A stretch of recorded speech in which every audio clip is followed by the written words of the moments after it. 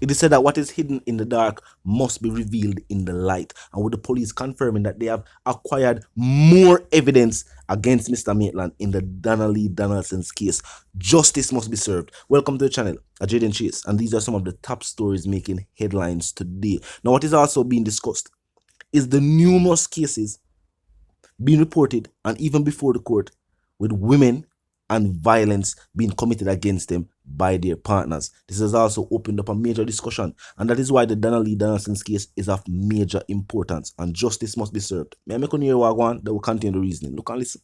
The acts that are happening, go back to them childhood place. You can't find the evidence.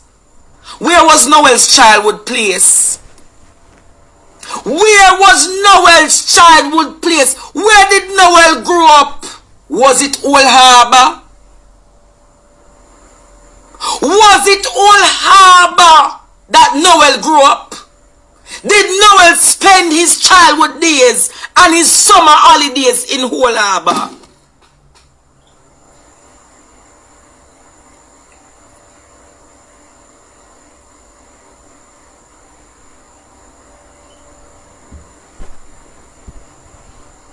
Where did Noel grow up? What ties does Noel have to Old Harbor?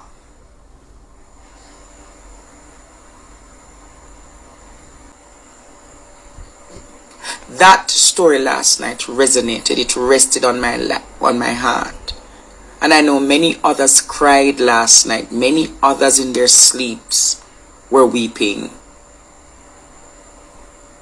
Her story was so heartbroken. Her story resonated with many women, because many women in Jamaica are in violent relationships. Many women in Jamaica are in abusive relationships, and the abuse is not limited to those women who are in inner city communities. You'd be surprised the amount of women in uptown Jamaica, rural Jamaica, who are equally, many of the women who are qualified, independent women, are in similar situations that they cannot even have friends, because the man controls them so much, driving them to torture, driving them into fear. And I'm going to say to you, you see my platform, I'm dedicating my platform to broken women. I'm dedicating this platform to broken women who wants to tell their story. I'm dedicating this platform for women who are in domestic abuse, domestic violence, crimes of passion. I'm dedicating my line for you to tell your stories, because Sharon said something that was startling last night, and I don't believe you guys heard it. She said most of those men who commit these heinous crimes, they commit it in their childhood villages, their childhood towns. When they want to kill off on a woman, they go back to the places that them going to the gullies, them going to the trees, them going to the forests that them used to play, that them know that them can't hide the things there. So Truth be told, there are numerous accounts of these types of situations. And the fact that even in this particular situation, which Stevens was talking about, and the fact that because of financial situations, true justice was not given. And that is why this case is being looked at. Because people, even from the initial stages of the case, and when it was made known by Miss Lug that she did make an official report, and that it was almost like people were brushing it to the side.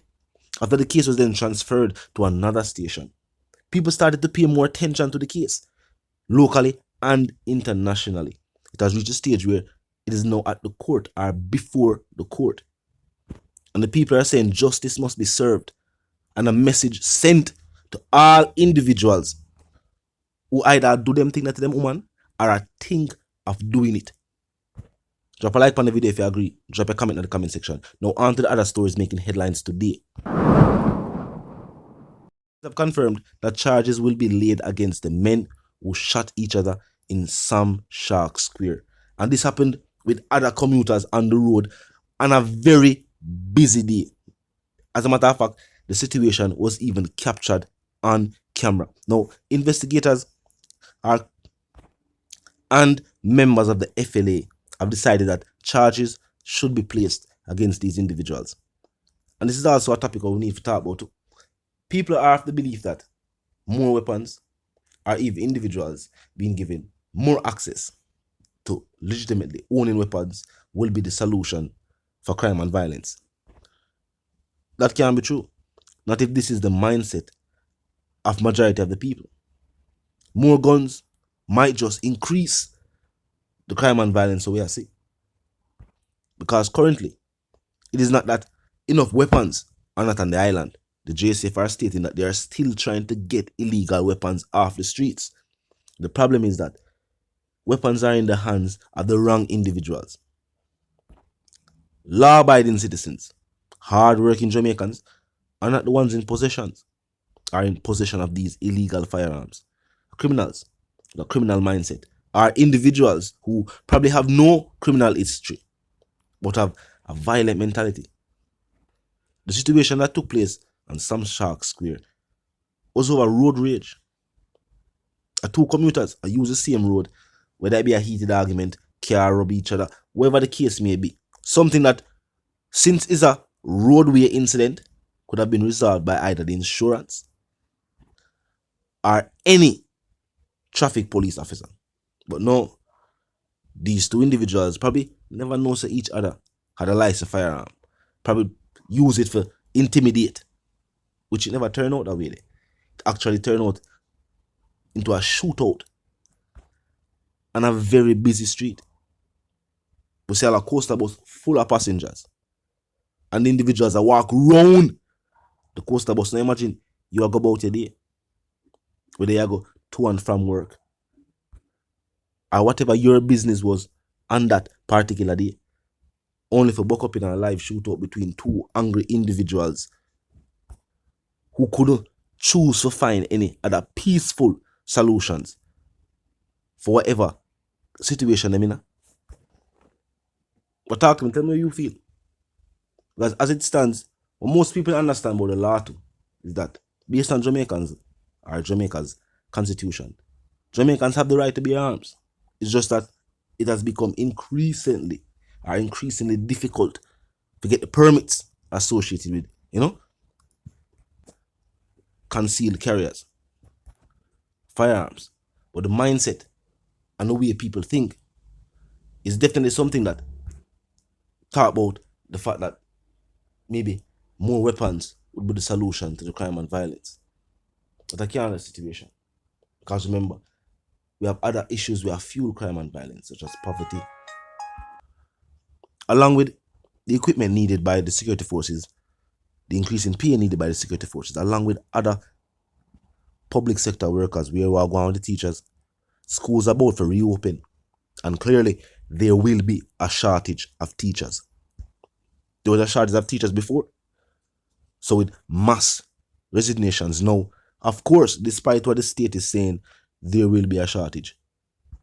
But as it pertains to crime and violence, the mindset of the people are going to have to change too. As a matter of fact, it reached the point where law enforcement has stated that when it comes to the tip hotline, or even recently when they had a cash reward for information on the retrieval of illegal weapons, they said nobody wanted any money for the retrieval of those weapons. A large percentage of the weapons recovered were, of course, from information presented to law enforcement. And they said these individuals wanted no reward, wanted no cash prize. They just wanted illegal weapons out of their community. Definitely food for thought. But if you're new to the channel to pass through, click the subscribe icon, then the bell icon, and of course put it on all. Now a quick recap. The situation before the court, Noel Maitland, in the Donna dancing case, has definitely opened up a discussion that should be had.